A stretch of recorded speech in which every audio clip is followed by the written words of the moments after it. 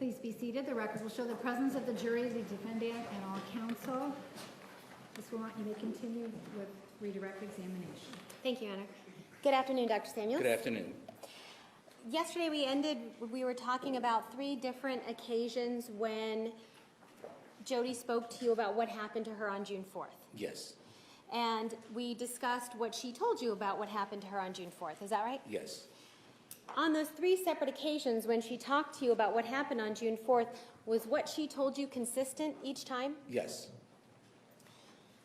And after she told you what happened to her and what happened to her on June 4th, when she stopped telling the intruder story and she came clean with you, what did she talk to you about her feelings? Yes. And what were her feelings after she came clean with you? Objection is characterization coming clean. Sustained. What were her feelings after she told you what happened? She said she felt very relieved, as if a great weight had been lifted. And did she repeat that to you several times? Yes, she did. I want to talk to you a little bit about being a therapist versus being an evaluator, okay? Sure. Now, in this case, which one were you? I was an evaluator. Okay. And in your practice, have you been a therapist? Yes, I have. Can we talk about what the difference is between a therapist and an evaluator? Sure. Okay. Tell me what it is. Okay. Well, in a case where you're evaluating someone, the purpose of your evaluation is to create a diagnosis and obtain additional information that allows you to formulate an idea as to how the personality structure of the individual is. Obviously, you want to come up with a diagnosis and try to relate the situation that they are in relative to their particular diagnosis. After the evaluation is actually conducted and tests may or may not be administered, a report is generally written for the attorney or for the organization that requires it, and that essentially concludes your involvement with that particular person unless you're called in to testify. And you said come up with a diagnosis. Do you always come up with a diagnosis? Well, yes, generally we do. Okay. Yes. And do those just range? Well, let me ask you this. How do you come up with a diagnosis, generally speaking? The process of formulating a diagnosis is not a simple process. There is no one test or one procedure that allows you to develop a diagnosis with 100% assurity. The fact is that it's necessary to obtain information from as many different sources as you can. So, for example, may I use this case as an example? Sure. Upon getting the case information, I began to formulate a hypothesis in my mind. A hypothesis is what scientists refer to as a process of speculation. It's not a guess. It's an idea based upon the best information that you have at the moment. And our job is to obtain as much of that information as possible. So we begin to look at the situation in preparation for meeting with the client. That will often determine the path that we take during our interview. We also may determine at that point what testing we want to engage in. The next step would be an interview, or maybe 1 or 2 or 3, or in this case there were 12 different interviews. And along the way, as my hypothesis about what her condition is and was, I began to decide on what particular tests I wanted to use to either confirm, or if they didn't support my contention, it would enable me to disallow that hypothesis and create another one and see where we head in that particular case. And that is the process of conducting an evaluation.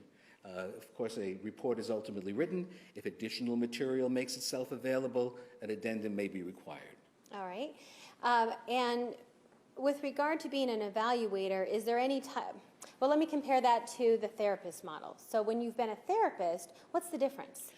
Well, when you do therapy, a client comes to the office with a presenting problem. They have difficulty sleeping. They may be having a marital problem. They may be experiencing a great deal of anxiety. There are numerous kinds of clinical disorders that people go to a therapist for. Maybe stop a bad habit like smoking. or to deal with a sexual dysfunction in their relationship. The individual reports their story. You try to get a general background. Usually a session or 2 or 3 perhaps is taken in getting background information so that you can place the individual within the context of their life to try and understand why this particular problem has developed at this time. If there's a spouse or the problem involves children, you would bring in ancillary family members to gather this information. Once you've done that, you can then create a therapy treatment plan. In other words, developing a plan of attack with specific targets and a timeline as to when these targets should be developed and perhaps hopefully improved. The therapy process begins. Therapy is complex. There are many different therapeutic approaches that can be used. You select the best therapeutic approach for the particular client and the problem that they're having. And then, as the treatment continues, you begin to examine whether or not you are actually reducing symptoms. That's our goal. Sometimes in therapy, a psychological test is also given to develop additional information about the client. With a person who's in therapy versus a person who's being evaluated, who would see you more often? Well, usually it's the patient that's seen more often. When you're doing therapy. Right, when you're doing a therapy process, therapy can take months, it can take a year or 2. We tend to be limited today in the number of sessions that can be provided due to insurance issues, but therapy may take several months. I usually try to complete my work with therapy patients within 3 to 6 months. Okay.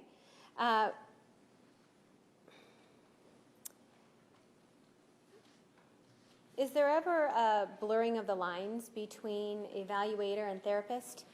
There should not be. In fact, the guidelines suggest that if you are taking the role of an evaluator, you should not be the therapist at the same time, or sometimes, depending upon the way the rules are written in a particular state, never. But there are extenuating circumstances that may require that to change. If you're doing clinical therapy, then you would not be an unbiased evaluator, and therefore you should not do an evaluation. So generally, there are 2 different tasks that need to be conducted, and not at the same time. Okay. And are you concerned at all that you had ever blurred the line with Miss Arias? No. And that includes sending her a self-help book? That's not therapy. Okay. I want to talk to you a little bit about the MCMI versus the MMPI. Sure. They're both different psychological tests, right? Yes. Have you given both of them? Sometimes I use one, sometimes I use the other. There are cases where I might use both. Okay. And in your years of practice, have you used both? Yes. Not always together, I mean, but just over the years, have you used both of them? Yes. So are you familiar with both of them? I am. In a situation where you have a hypothesis, thank you, a hypothesis about what this person might be suffering from or a particular diagnosis, then what is the better test? Well, they both have their advantages and disadvantages, but I have grown to become very comfortable using the MCMI as my first test. And if I am still confused when I get the results of that test back, I then might administer the MMPI. Now, there also are a whole range of other psychological tests that are available, including another one that I used, which is the PDS test.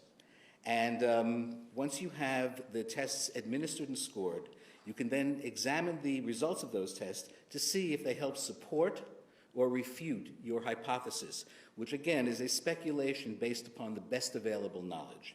And if it refutes your hypothesis, does that mean that you might need to change your hypothesis? Absolutely. And is that something that you do? Regularly. What you said that you feel more comfortable. You've grown more comfortable with the MCMI. Why is that? Well, I have used the MCMI in clinical practice rather extensively, and I have found that the results of that test, at least to my experience, seem to be a better predictor of the personality characteristics of the individual who has been administered that test, because I have an opportunity to work with those folks over a period of time. Sometimes it's almost uncanny. Now, it's not always 100%, it's never 100% accurate, but in some cases it's more accurate than in others. But generally speaking, I prefer to use the MCMI as being more related to the diagnostic criteria that I'm working on, and it also seems to be a better descriptor of the personality characteristics of the patient that I begin to learn over a period of time. We heard some talk about the fact that the MCMI has how many questions? 175. And the MMPI has 500 67. Does that make the MMPI better because it's longer? No, it does not. Is there any correlation about it? Is there any reason to believe that a test would be better just because it's longer? No, both tests are accepted in the field. Both tests are readily used. Sometimes they are used together. I, in this particular case, chose to use the MCMI. Being a psychologist for 35 years, would you ever use the MCMI alone? No. Why not? Well, no one test, and certainly no one scale on a test, should ever be used to make a diagnosis.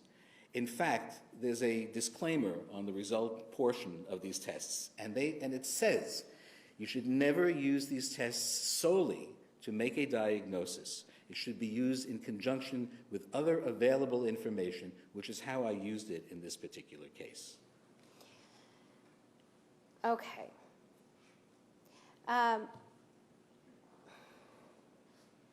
Yesterday you talked about how much you charge an hour. Is it $250?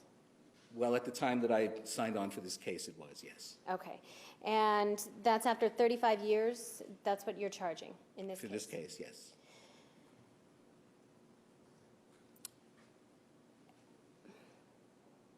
Let me ask you this.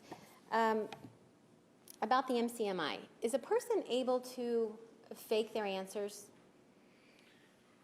If someone had studied the construction of the MCMI, or any psychological test for that matter, meaning they went into the literature, did a comprehensive examination of why particular items were chosen, how to answer various items to throw off the test, it's conceivable that it could be done. I might be able to take that test and generate a result that isn't consistent with my personality. However, the average person is not sophisticated in that area. The literature has to be searched for, and it's not always very accessible, and it's complicated, and it requires an advanced degree to truly understand how these tests are formulated. So while it is possible, it's highly improbable that someone could feign the results on the MCMI. Now, also, there are certain validity indicators within the MCMI which would detect when someone is either distorting or lying. There are certain characteristics that are pointed out to you so that you may need to take with a grain of salt some of the results that you obtain.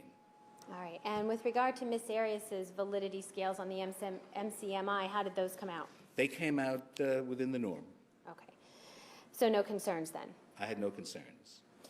All right. So let's talk for a second about this rope that has been discussed for a while in this trial.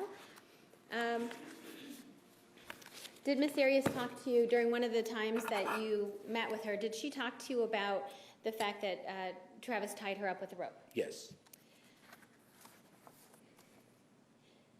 All right. And do you remember her discussing with you how many times that happened? It happened twice. Twice. Okay. And do you remember the discussion about the first time? Yes. Did she tell you that she was tied with just her wrist the first time? Yes. Do you remember the first time what she described to you as far as what she was tied with? I do. Lack of foundation, time that this may have been told to him. Sustained. I don't. Okay, let's do this. Judge, may I approach? Yes. No, I'm sorry, not to you, to the, sorry. All right, Dr. Samuels, I'm giving you exhibit number 537 in case you need it. I am talking about notes that you took on April 21st of 2010. Yes. Okay? Yes. And I'm going to object to this manner of proceeding. He hasn't indicated he doesn't remember the date, so there is no reason to show him any documents. I've just provided it so in case he needs it, it's already there. All right, so when she has discussed with you the use of being tied, or the use of a rope to tie her up. Yes. Do you remember what she told you with what kind of rope was used? Yes, All right, and out of the times, you said there was how many times? twice. Okay, out of the times with regard to the first time, what kind of rope was used? It was a twine. Foundation, the date that she may have disclosed this. All right, sustained. Judge, may we approach?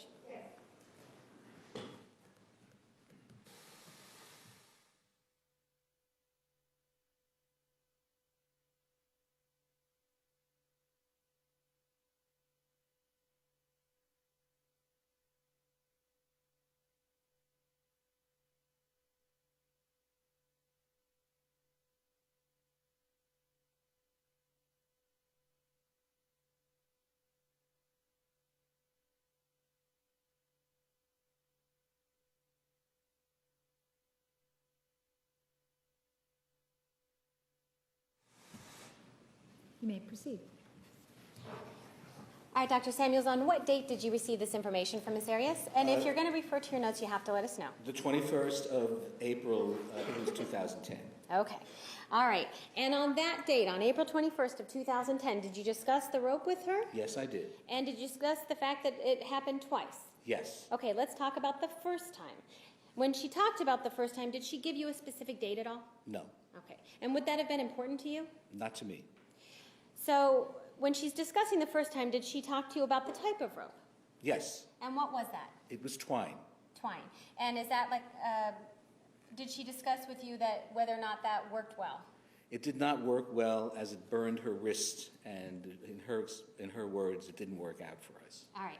And during that time, when she's discussing it with you, do you remember whether she talked to you about whether Travis tied her wrists and her ankles or just her wrists? In my notes, I had written wrists. Okay. And then right after she talks to you about the first time, does she talk to you about the second time? Yes, Of the rope. Did she talk to you about the second time? she did. All right. And the second time occurred when? That occurred, I think, around June. Does it occur on the same day It that... was- it- My objection is she's not allowing him to finish the response. Mm-hmm. It occurred on the same day as the incident. All right. And when she talks to you about the second time with the rope, did she talk to you about how she was tied? Yes, I have written in my notes that she was tied by the ankles as well as the hands. Now, do you have a specific memory of whether she actually said that, or are you just going off of your notes? I'm going off of my notes. Okay. And during the time of this conversation, this is how you've talked to us about how you're writing as fast as you can? Objection leading. How fast are you writing when you're listening to Miss Arias? I try not to interrupt someone when they're speaking because the free flow of information can be very revealing. So as they are speaking, I write. And sometimes they speak faster than I can write. But again, I don't like to record because it's an inhibitory process. So there are times when something may occur, my mind may slip, because they may switch the topic, or I just can't keep up with them, and I may miss a word or two. But generally, I can fill in what was missing. If necessary, I can go back, if it's an important fact, and re-inquire once they've finished talking. And if it's an important fact to your diagnosis, is that something that you might do? Go back and later on? Absolutely, and if it was that important, I would then inquire about that again, and as many times as necessary, until I'm satisfied with the accuracy of the information. Okay. And when it's something that's not important to you, does it matter? Not to me, no.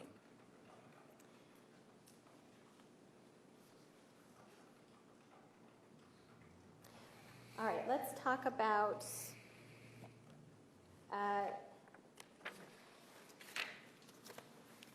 I'm continuing with the conversation that you had with her on April 21st, okay, of Yes. 2010. Yes. Does she describe for you that they had some type of sexual contact while she was tied up? Yes. And during that description, does she also talk about having photos taken? Yes. And did she talk to you about whether or not Travis took photos? Yes. And in your memory, do you have a memory of whether or not she's talking in chronological order, or is she just talking about that photos were taken at some point? She indicated that photos were taken at some point. So, and did you see photos taken that were taken on June 4th? Yes.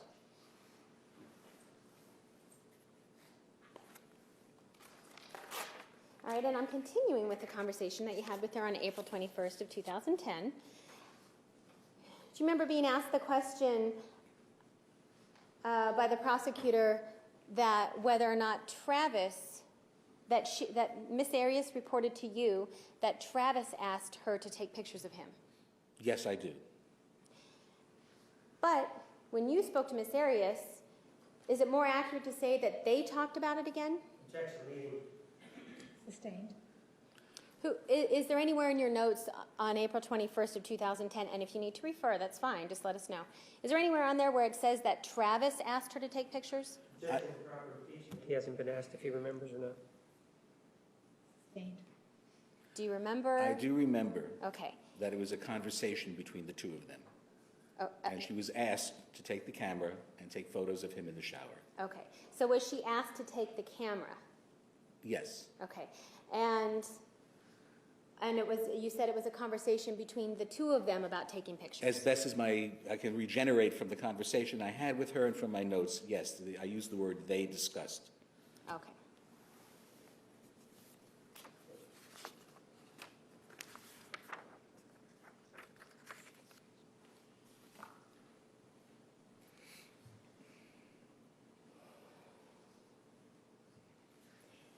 You remember being asked questions about Miss Arias being uncomfortable with a time that she had oral sex with Mr. Alexander, Yes, and specifically when Mr. Alexander had oral sex with her. correct. And did she talk to you about this during one of your conversations? Yes. And when she talked to you about it, what was the reason, based on either your memory or what's in your memory of the conversation, or if you need to refer to your notes, let me know. What was the reason why she was uncomfortable? Objection, lack of foundation. Which time? Which conversation? Oh, well, if I'm allowed to ask. Okay. Okay, then I'm referring to a conversation you had on June 9th of 2010. Yes. Okay? All right, so during that conversation, did you talk to her about a time that she felt uncomfortable when Travis had oral sex with her? Yes. Okay, and did she tell you why she felt uncomfortable? Yes. Why is that? Because it was occurring too soon. Too soon meaning what? Well, for her, the relationship hadn't gone on for very long, and they were at some friend's house, and he came in, according to the story, he came into her room during the night, unclothed her, and then performed oral sex. She was uncomfortable, not necessarily with the oral sex, but with the fact that it was occurring before she felt that it was appropriate in this relationship. Did she talk to you about why she would do it anyway? Yes, she did. Specifically, she said that she felt she needed to comply in order to maintain the relationship. All right, and what did she think of Travis? She thought the world... Objection, relevance beyond the scope of the prosecutor's cross. Approach, please.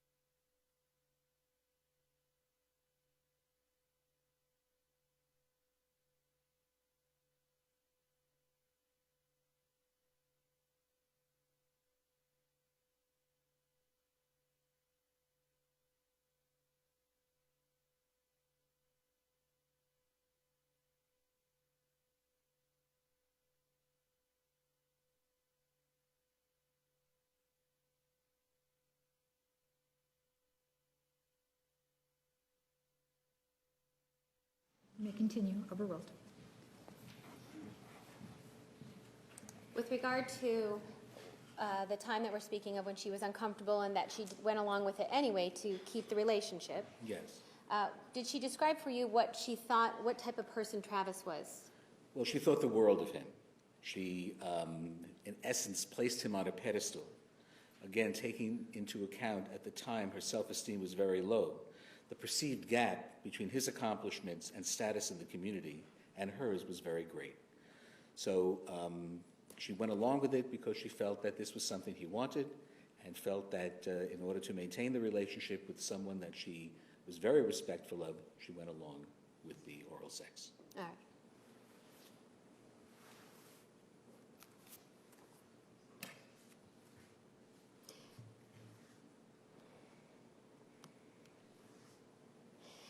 Do you recall being asked questions about whether or not Miss Arias ever talked to you about a specific time, meaning 3 p.m., or, for example, a specific time of when she walked in on Travis masturbating to pictures of a little boy?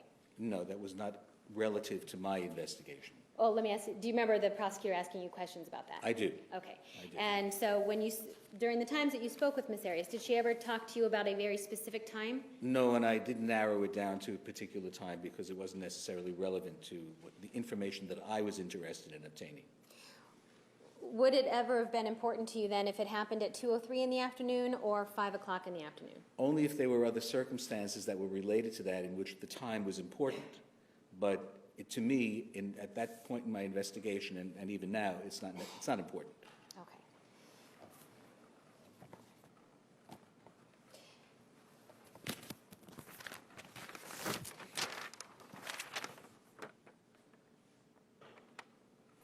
All right, I'm showing you exhibit number 530. Oh, we don't have the screen down, Judge. Valerie. Oh.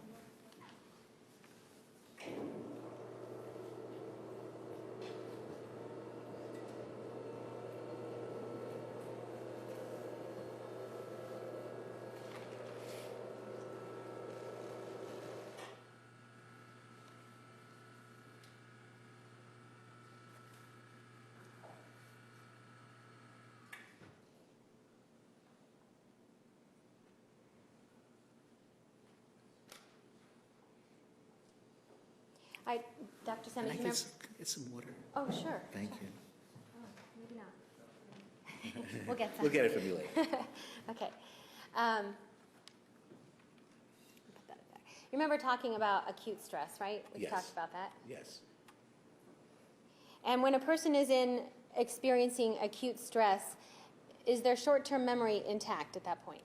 Objection, beyond the scope. Did you go specifically to the questions that with regard to this graph? Back to the speaking response. All right, approach, please.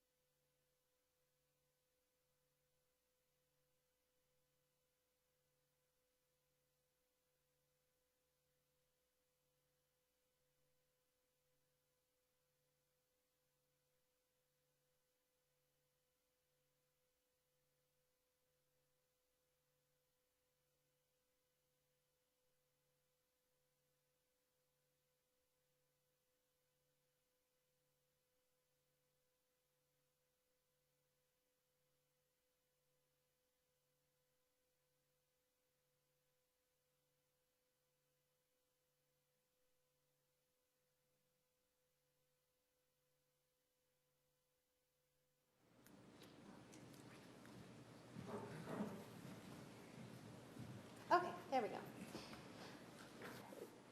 Exhibit 530 is a graph of what happens with the person's memory during acute stress. Is that right? The person's ability to form new memories. Thank you. Yes. And I was just asking you a question about when a person is, when we talked about being in the valley, which is when the person is experiencing the acute stress. Yes. Does that person's short-term memory work? Well, they still can function during that. The world. They still can function within that time frame, but what's going on is not likely to impress itself on the long-term memory functions because the hippocampus is flooded, basically. It is not working properly. So weeks or years down the line, they might not remember what they did during this time. Is that That's what right. you're saying? But during this time, they're able to function? They're able to function based upon previous memories, based upon the fact that they may see something, they may react, and again, they are in a fight or flight condition. The sole purpose of their body at that particular point, their brain, their body, is to survive. And evolution has given us the capability of survival. So it allows us access to what we need to survive. And that may include seeing a weapon or running towards a door to escape, that type of thing. So in that situation, you said seeing a weapon. So if a person is experiencing this acute stress and they see a knife on a counter, are they able to see it, realize it's there, and grab it? Yes. And what happens, you talked about their memory being intact prior. What happens when a person is in acute stress? What happens to the memories that were formed prior to the acute stress? Well, they should remain intact and ultimately become long-term memories. Okay. So in this situation, if Miss Arias knew that where Travis kept his gun in the closet, and she knew that from prior times, is that something that she would be able to recall necessarily during an acute stress phase? Well, especially Across. especially if she was in that closet, because the connections, the stimulus connections would be strong enough to elicit that particular memory, and therefore the behavior, all part of the fight or flight response, the need, the instinct to survive. Okay.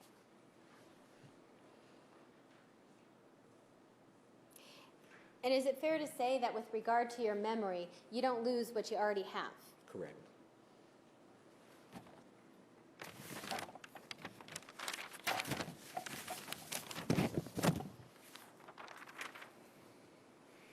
I want to talk to you about something called raw data. Okay? Give me 1 second. Thank you.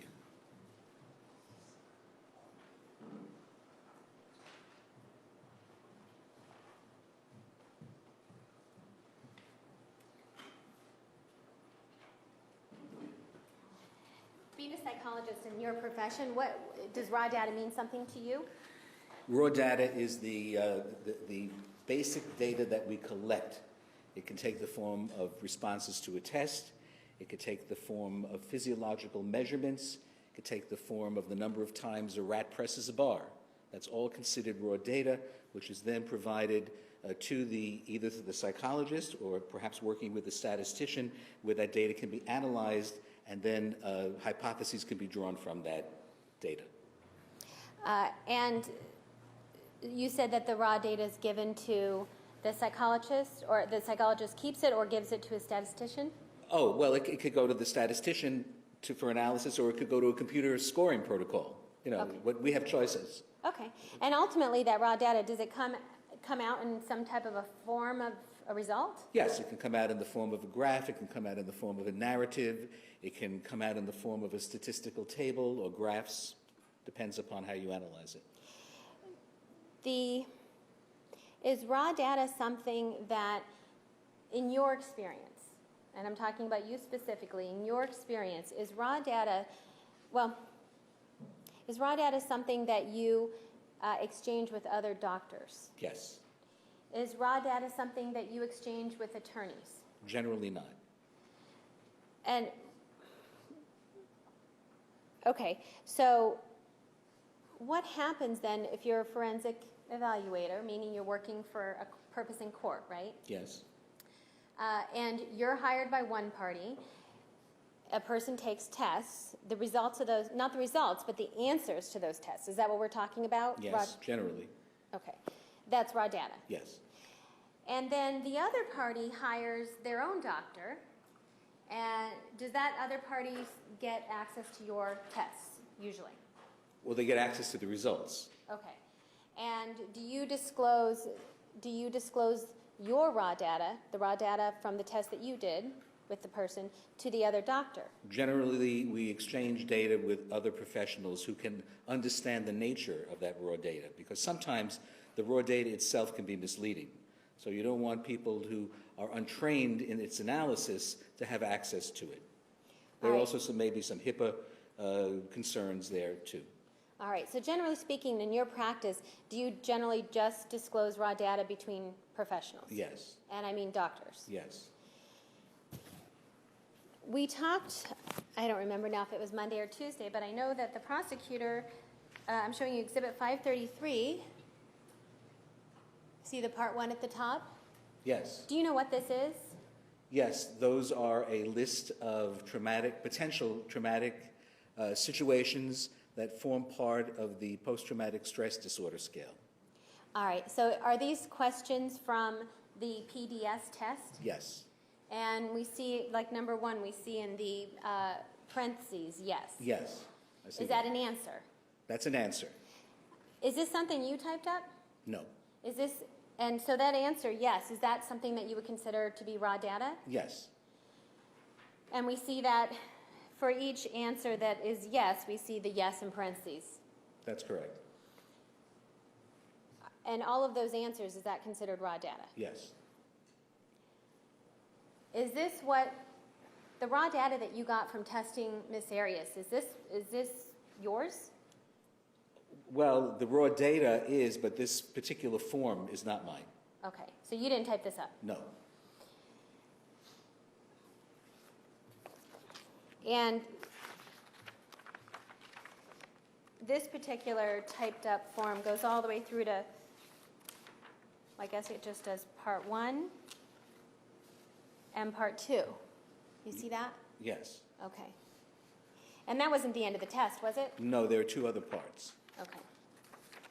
And the questions are actually go up to what, 49? 49 questions all told. All right, and what did we see here? It went up to just question 14? Yeah. By the way, it's not right to characterize them as questions. They're really statements. Oh, statements. Yeah, Okay, yeah, thank you. yeah. Is that one of the reasons why attorneys shouldn't get raw data, because we don't understand it? That's right. Okay. All right, and so let me ask you this. Did you ever disclose this particular raw data to Ms. Arias' attorneys? No, I did not. Did you ever disclose this particular raw data to Mr. Martinez? No, I did not. Is there somebody that you did disclose it to? Yes, I did. Who is that? That was Dr. DeMarte. And is that a doctor who's hired by the prosecutor? She is, yes. And you disclosed this raw data to her? Yes. Is that the only person? Yes.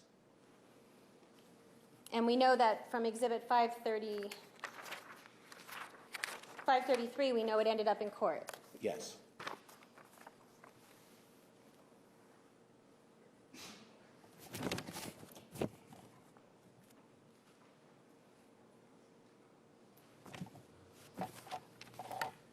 All right. I want to talk to you about the PDS test, okay? Very well.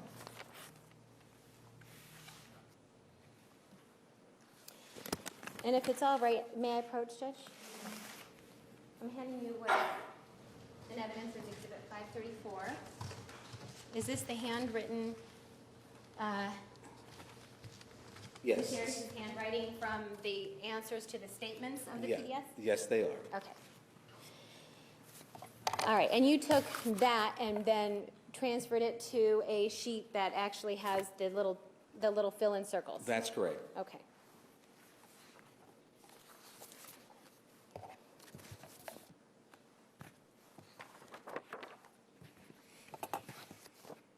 All right. I am showing you what's in evidence is Exhibit 540.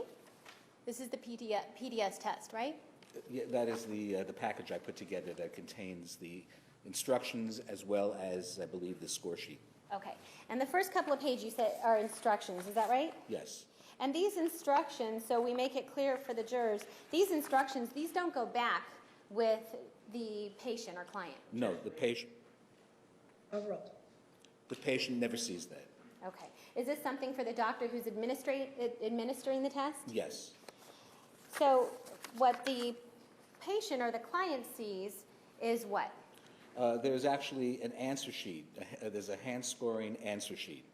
Okay. And actually, well, that's what the patient normally would see. I didn't have that with me, but this is what the patient sees. What you're showing on the screen right now are a list of the items that they respond to yes or no. Okay. And what I'm showing you right now starts at the top with, well, near the top says part 1. Correct. And it starts with, you see the instructions there? Is that something that the patient would see then? Yes.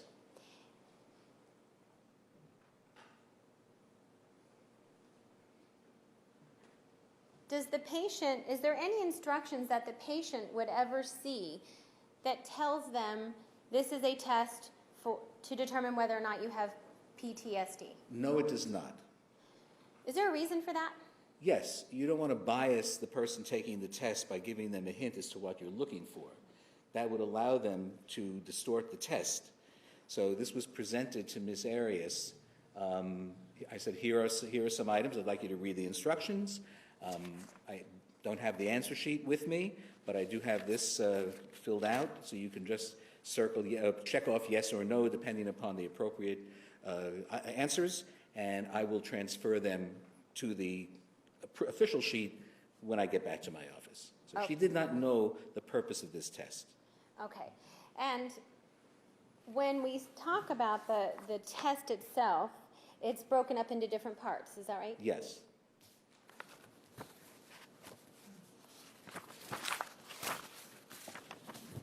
All right. Let's talk about part 1. Oh, well, first of all, okay, so I understand, I guess, that when did you give this test to Miss Arias? Before or after she told you what actually happened? This is before. This was on 1/15/10. As to what actually happened. To what she says actually happened. Correct. Okay, I'm sorry, I didn't hear your answer. Oh, correct. This is before she admitted to the killing. Okay. And so let's go through the statements, I guess. Sure.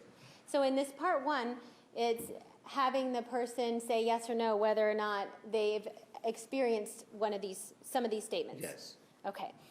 And what I gave you an exhibit there that actually has her answers. If you need to look at them, yes, here. let us know. Yes. Okay. And that exhibit number is what? Is it? This exhibit is 534. Okay. So with regard to the first one, a serious accident, fire, explosion, did she answer yes? Yes. And with regard to number 2, a natural disaster, did she answer yes? Yes. And when she's answering these, are you asking her, oh, well, what happened? No. Is that a proper approach to this test? Well, it could be if you're looking to determine what the factors are, but there is a place where the individual can actually write down what they consider to be the most intense experience. Okay. But while the person is taking the test, are you interrupting them, asking, why did you say yes? No, not at all. All right. And with regard to question number 3, it's a non-sexual assault by a stranger, okay? And was her answer yes? Well, actually, number 3 is non-sexual assault by family I'm member sorry. or someone you know. Sorry about that. You're right. Non-sexual assault by a family member. That's correct. All right. And did she answer yes? Yes. And so, for example, and it's by a family member or someone you know. So, for example, in number 3, did you know whether she was talking about Travis or somebody from her past? It could have been someone from her past. It could have been about Mr. Alexander. Okay. And is it important, as an evaluator versus a therapist, to know which one she's talking about? It's more important if you're treating the individual. If you're using this as the beginning, the foundation for treatment, then a further description of these particular experiences would be imperative to obtain. But that wasn't the purpose of administering the test. I was not her therapist. Okay. All right. And so on to question number 4, non-sexual assault by a stranger. And she answered yes. Correct. Do you know of, now at the time she's talking about an intruder story to you during this time period, is Correct. that right? Are you aware of any other non-sexual assault by a stranger to Miss Arias? Yes. And what is that? Age 13, she was accosted, a knife was held to her throat, and this was in some information reported by her brother during an interview. All right. And so with regard to number 4, when she answers yes, do you know if she's specifically talking about this intruder story, or is she talking about when she was 13? Did you know? I didn't know. Was it important to you? It would have been important if I was doing therapy, but it wasn't important for the purposes of this test. Okay. And number 5, sexual assault by a family member. She answers no. No. And number 6, sexual assault by a stranger. She answers no. Correct. Now, I'm sorry, back to number 5, sexual assault by a family member. I know that there's been discussion, do you remember being questioned by the prosecutor about when Mr. Alexander had sex with, or had intercourse with Miss Arias and while she was sleeping? Yes, I recall. And legally speaking, are you familiar with the laws with regard to that? Yes. Section lack of foundation. Relevance. Approach.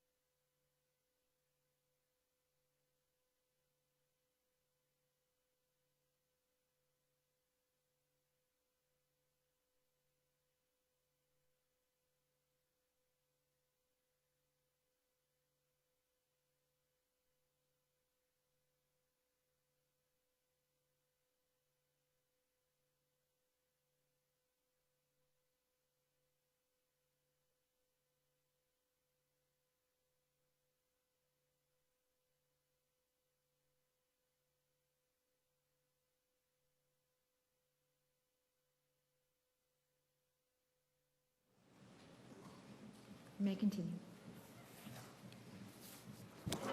Okay.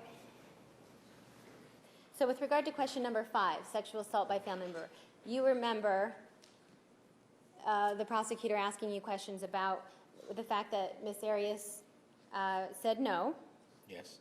and then there was some discussion about the fact that Mr. Alexander woke her up one night and had intercourse with her without asking her or suggesting it to her first, Yes. because she was sleeping. Right. Based on your forensic work and your experience, do you know under the law if somebody has not given consent, is that considered assault? Yes. Section calls for legal conclusion. Overruled. What's important for this testing procedure is what with regard to Miss Arias? The person's perception of what happened. Okay. So the fact that she answers no, does that make her a liar of any kind? No, it simply means that she did not consider it to be a sexual assault. Yet, in the eyes of the law, it's considered to be a sexual assault. In the eyes of the law, he's not a lawyer. Sustained. Well, you're familiar with what the law says with regard Well, I do a great Section deal of... lack of foundation, I'd like to award him as to his legal degree. No, Judge, there is no reason to.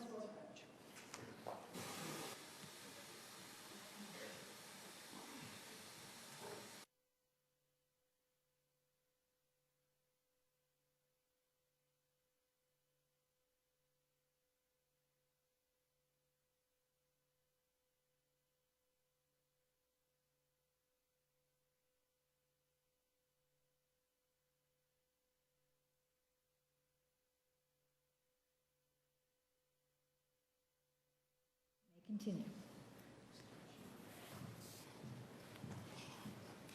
Dr. Samuels, earlier on you talked to us about your experience and education, but experience as well. And did you work with sexually violent predators? Yes. And in working with sexually violent predators, did you become familiar with certain acts that were considered deviant? It was part of our training, yes. And part of your training, were you familiar with what some of the laws with regard to acts can be? Yes. And legal laws? Yes. Doesn't make you a lawyer, though, does it? No. Okay. But because you were making these evaluations for people who were potentially sexually violent predators, did you have to become aware of the laws of the state with regard to what acts were considered illegal? Yes. And based on that information, according to your understanding of the law, is it illegal to have intercourse with somebody without their consent? No. Is it illegal? Yeah, it's illegal, yes. I'm sorry. I misheard what you said. Okay. Will Is you it say illegal? that again, and I'll answer again. Sure. Is it illegal to have intercourse with somebody without their consent? Absolutely.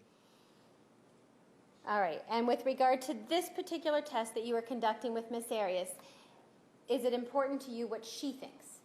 That's most important. Okay. All right. Back to the test. Sexual assault by a stranger. Did she answer number 6? Yeah. Did she answer no? She answered no. And then do we have no's for 7, 8, 9, 10, and 11? Yes. Now, if somebody wanted to make things seem worse for themselves, like they've had bad things happen to them in the past, could somebody on this particular test answer yes to any one of these questions? Yes, they could, and their scores would go up accordingly. Okay.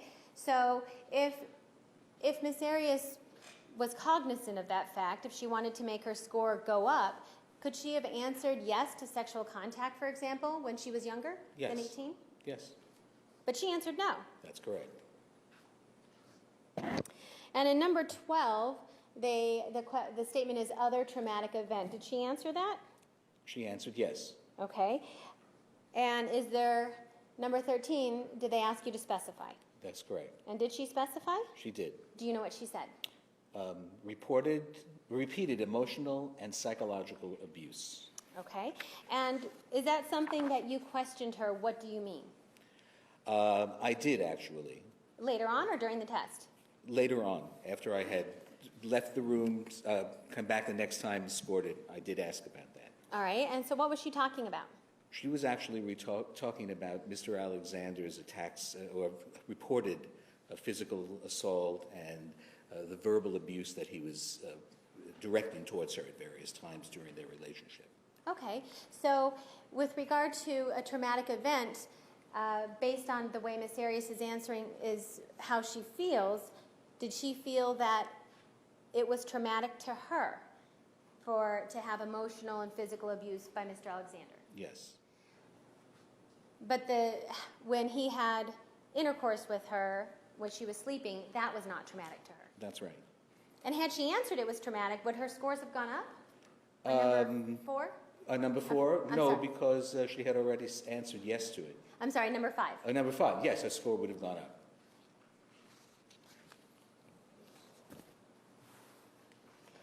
All right, let's turn the page, and we're into part 2. With regard to number 14, if the person marked yes for something that was traumatic to them, they want, in part 1, they wanted to know which was the most traumatic to them. Is that how number 14 is? Yes. And what does Miss Arias say? She endorsed number 4. Okay. Now, endorsing number 4, which is the non-sexual assault by a stranger. Is that right? Yes. Did you ask her what she meant particularly on this test? Yes. You did? Yes. Okay, and what was she talking Well, about? at that point, she was supporting this story that there were 2 intruders in the house. And so she indicated that she was assaulted and her life was threatened. Okay, so she specifically in number 4 is talking about the intruders. Yes. That fact that it's then specifically asked about in question number 14, does that get weighed into the end result? No. So does that particular incident, the fact that she's talking about intruders, does that change her score in any way? No. It would change the direction of therapy, but we weren't conducting therapy. But you weren't what? We weren't conducting therapy. Okay, all right. So whether she answered yes on number 4, the non-sexual assault, because she had been assaulted by a stranger when she was 13, or because she was talking about these intruders that turned out didn't exist, either way, would it have changed her score? No. Judge, in lack of foundation, he said number 4 involved the strangers, not the attack when she was younger. Sustained. My question, may I approach then?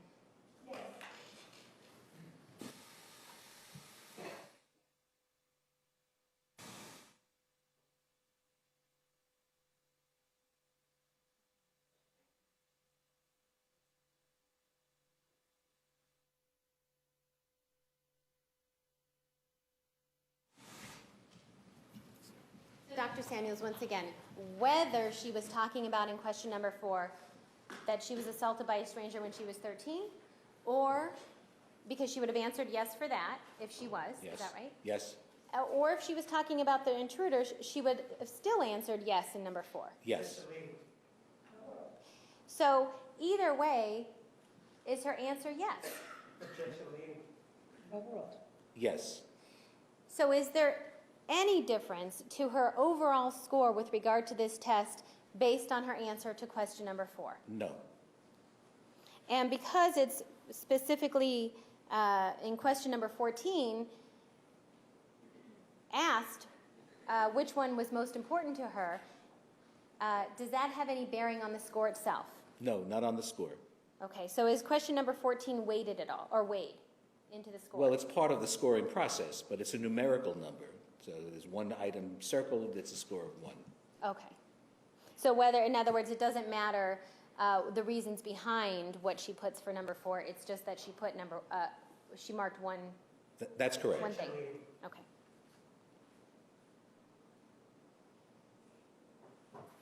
Approach.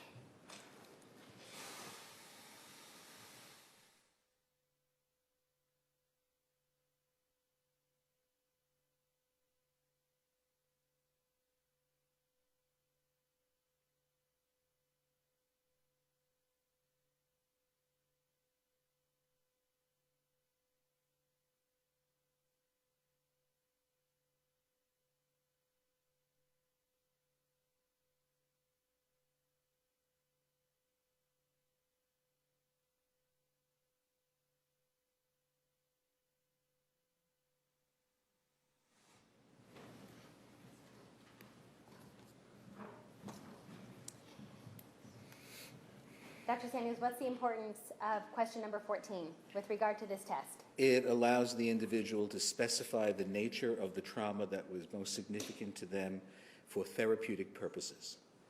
Okay. So in other words, if you were treating somebody, is that what you mean by therapeutic purposes? Yes, that's exactly what I mean. All right. Let's go to question number 15.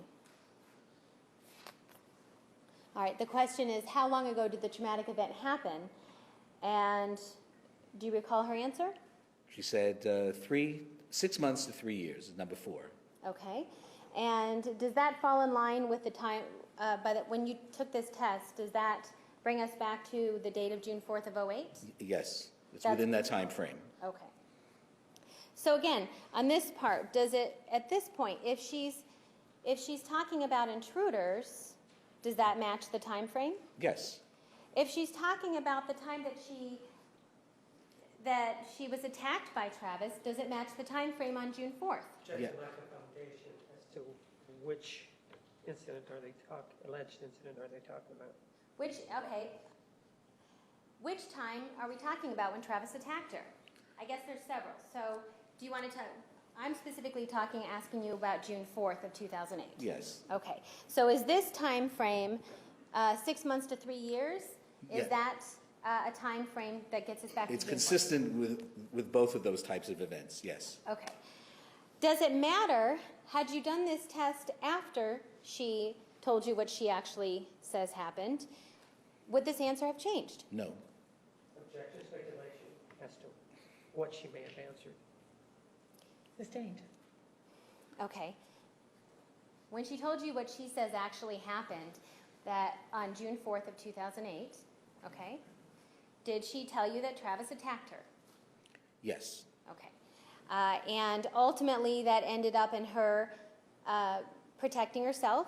Yes. Objection, speculation on his, and beyond the court's ruling. Is that what I'm asking? Sustained as. I'm asking you, what did she tell you that she had to do? She had to protect her life. Okay. And in doing so, was that later on, after she tells you what happened, was that something that was traumatic to her? Yes. And had you given this test to her after she told you what she says actually happened on June 4th, as long as you gave her the test within 3 years of 2008, would this answer have been the same? Objection, speculation as to what the defendant may have answered. Sustained. Judge, it's a mathematical question. Judge is speaking. Yeah, approach was.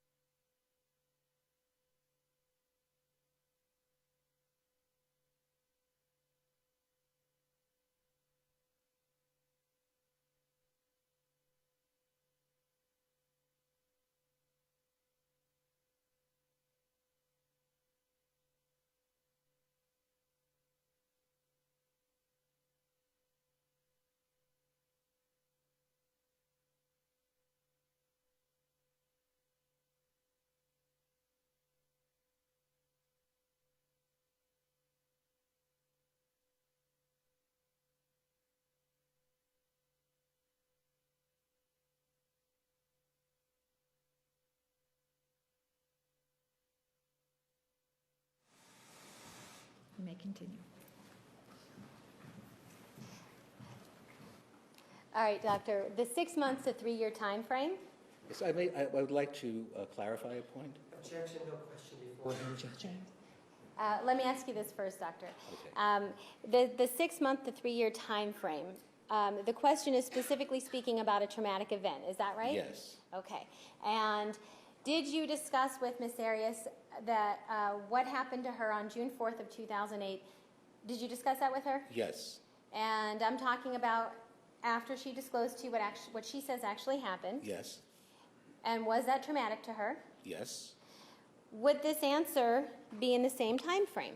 Yes. Okay. And did you need to clarify something? I did. Objection, relevance. We don't know what he's going to say. Is it Sustained. relevant to what we were just talking about? Objection, relevance. He's not a lawyer. Sustained. Please go back to the jury room. We will bring you back in approximately 5 minutes. Please remember the admonition. Please stand for the jury.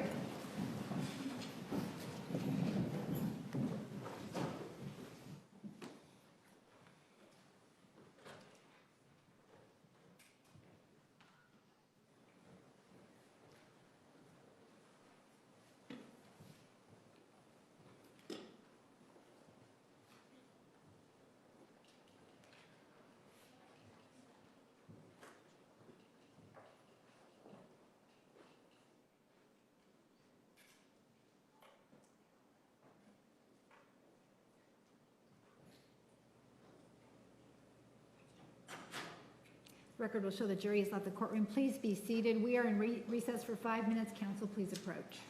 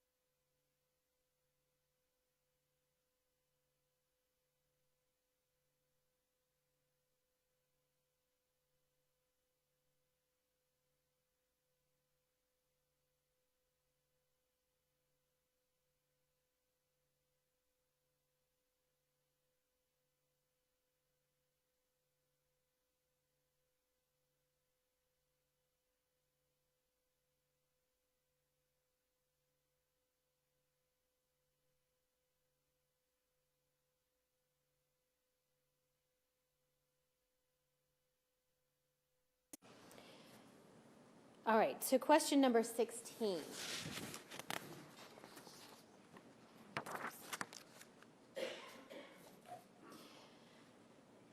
So question number 16 is talking about specifically what?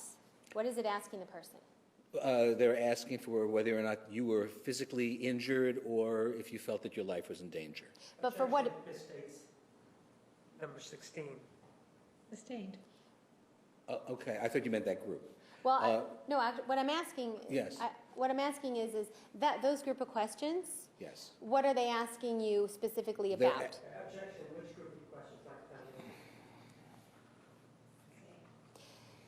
Dr. Samuels, number 16, when it asks, were you physically injured, is it speaking of a specific traumatic event? Yes, the Okay. one indicated in 14. All right. So the group of questions, is it talking about the traumatic event from number 14? Correct. And also, is it talking about the traumatic event from number 15?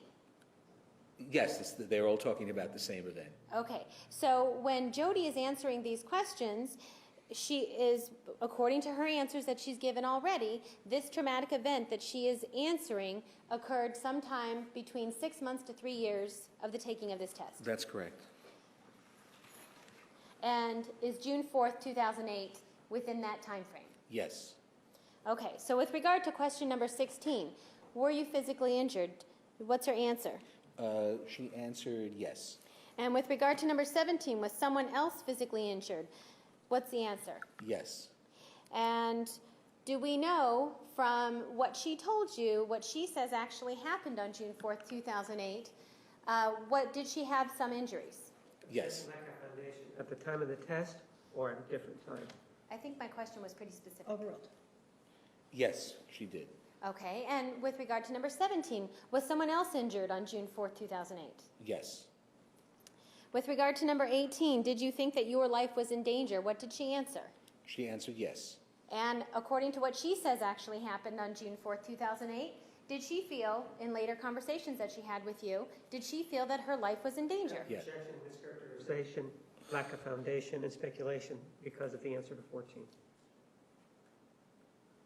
Approach.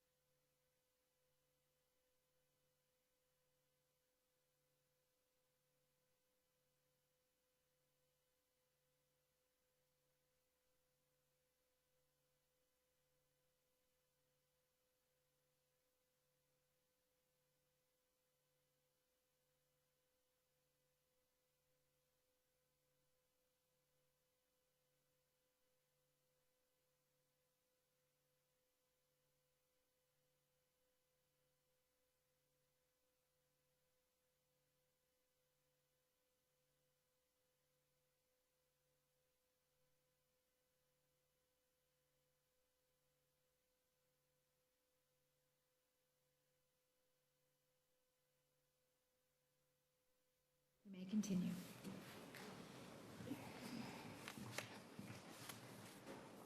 Okay, Dr. Samuels. I'm going to try and make this more clear, okay? With regard to questions number 16 through 21.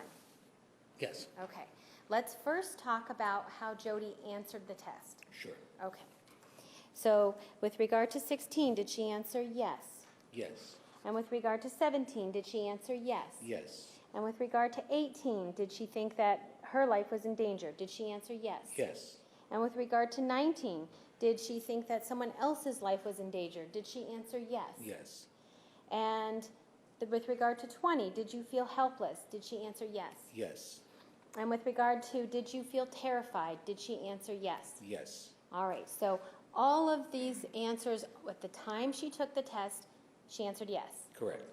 All right, now I want to talk to you about what happens, specifically what she has told you after she disclosed to you what she says actually happened on June 4th of 2008, okay? Okay, Based on what she told you that she says actually happened on June 4th, 2008, was she physically injured? yes, Was someone else physically injured? yes, Did she think that her life was in danger? yes, Did she think that someone else's life was in danger? yes, Did she feel helpless? yes, And did she feel terrified? yes, And based on that information, because of the things that she told you about what she says actually happened on June 4th of 2008, had you given this test to her after she disclosed this information to you, based on the information that she's given you, would these answers have still been yes? Objection, speculation as to what her answer. Objection, speculation. Stay.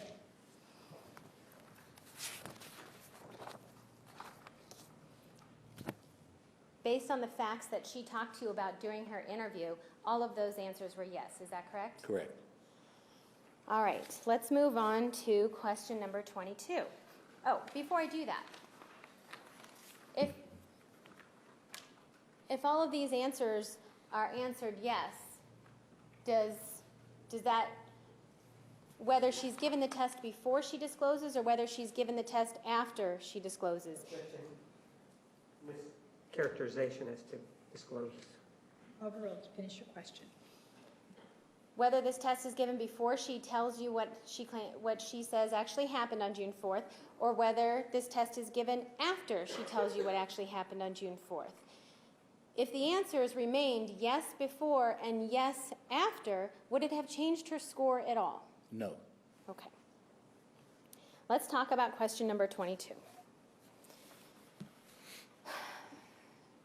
All right. Let's first talk about what her answers were at the time of the test. Okay? yes, All right. Number 22, she said that the question is, or the statement, having upsetting thoughts or images of the traumatic event that came into your head when you didn't want them. Is that intrusive thoughts? yes, Okay. And was her answer 4? yes. No, her answer was 3. Oh, 3, I'm sorry. 3. And is that 5 or more times a week? Yes, And we see the key up at the top? yes, Okay.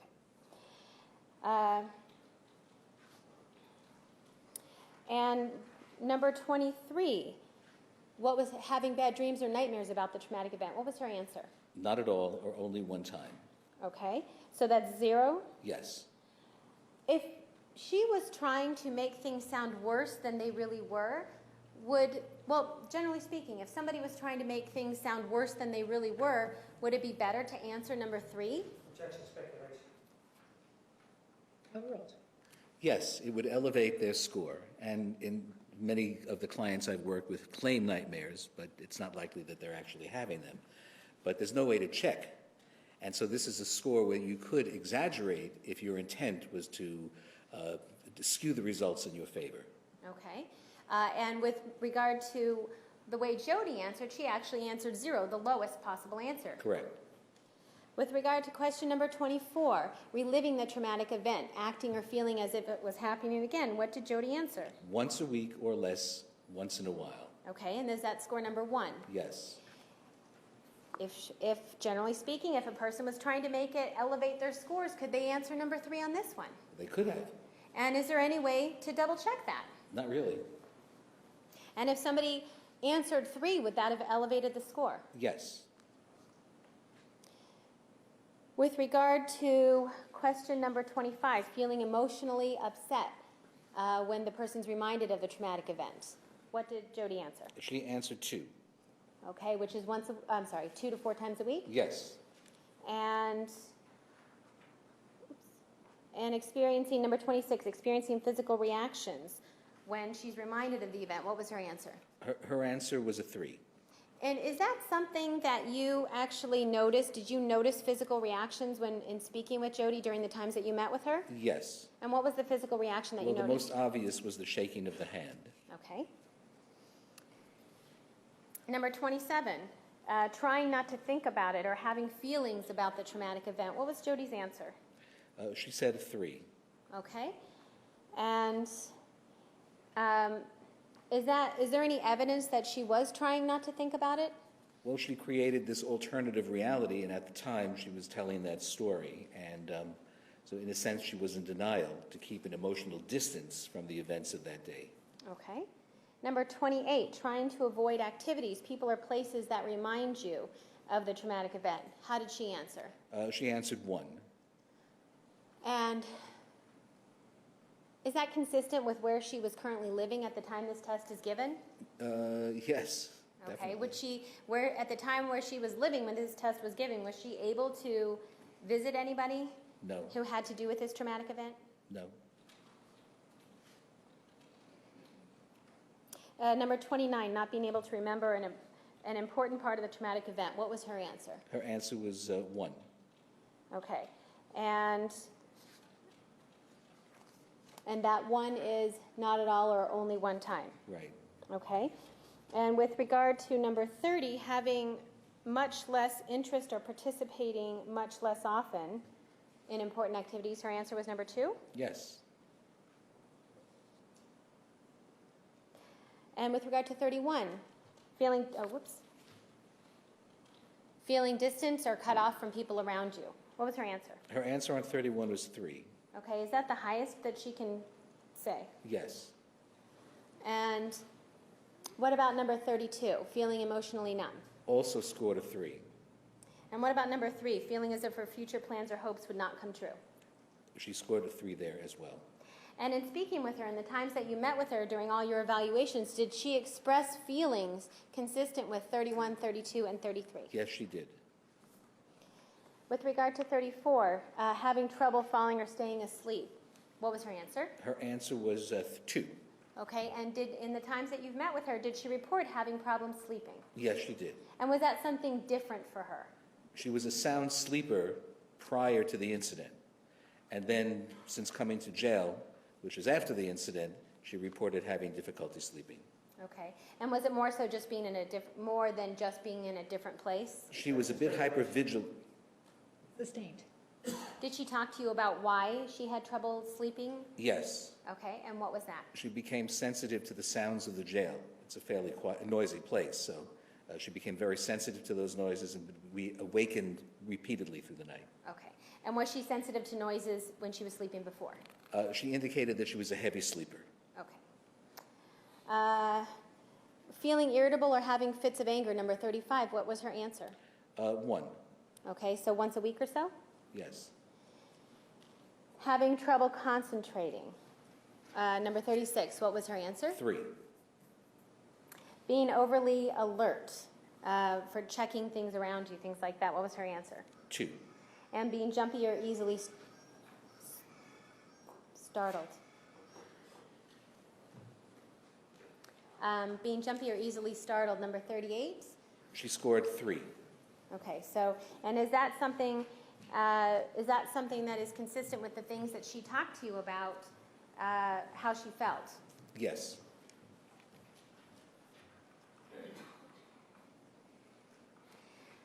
Question number 39, how long has she experienced these problems? What was her answer? More than 3 months or 3. Okay, and at the time that you gave her this test, is that consistent with experiencing these problems? Is that consistent with the date of the original trauma being June 4th of 2008. Yes. And how long after the traumatic event did these problems begin? And what was your answer? Less than 6 months. Okay.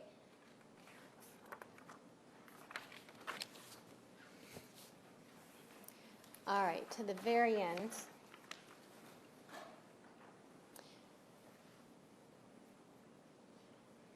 All right, and so on questions 41 through 49, is the person supposed to answer just a simple yes or no? Yes. Okay, and if these things have been interfered with? Then, yes, then they would likely be interfered with most of these items. Okay, so did she answer yes to all of these except for one area? Yes. And what was the one area? That's number 45, schoolwork. Okay, is that was she in school at the time? She was taking some classes, yes. Okay, but I mean, she wasn't actually attending a school, was she? No, these were classes that were given at the jail. Okay, so the only thing, so basically, is her answers 41 through 49, are those having problems in these particular areas? Is that consistent with what was going on in her life at the time that she took this test? Yes, she was incarcerated.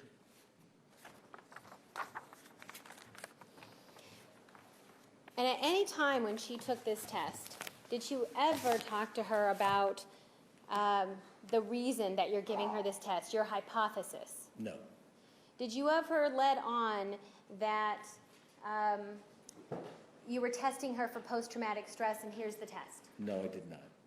And is there, and I know what's coming in evidence for the jury to see is stapled together in Exhibit 540. I know it's the entire packet, but that's not what Jodi got. That's correct.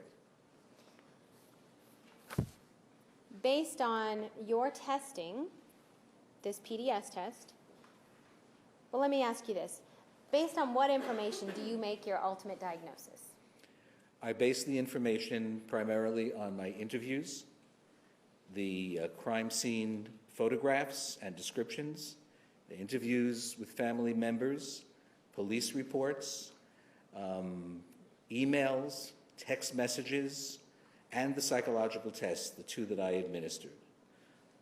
Synthesized together, reinforced my initial hypothesis that she was at the time suffering from post-traumatic stress disorder.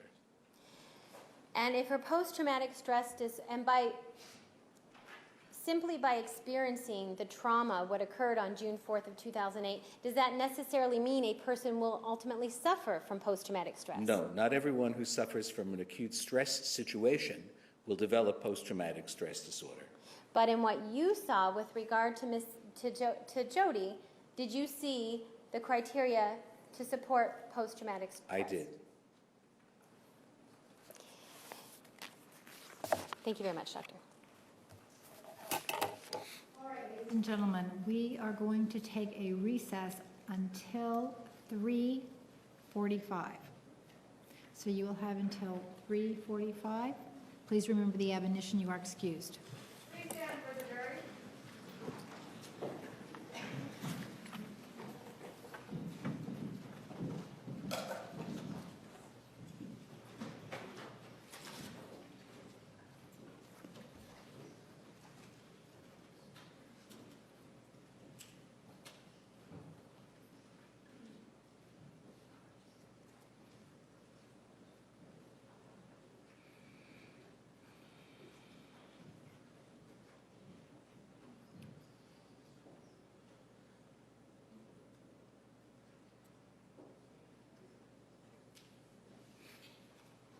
The record will show the jury has left the courtroom. We are at recess, counsel, if I could see with the bench.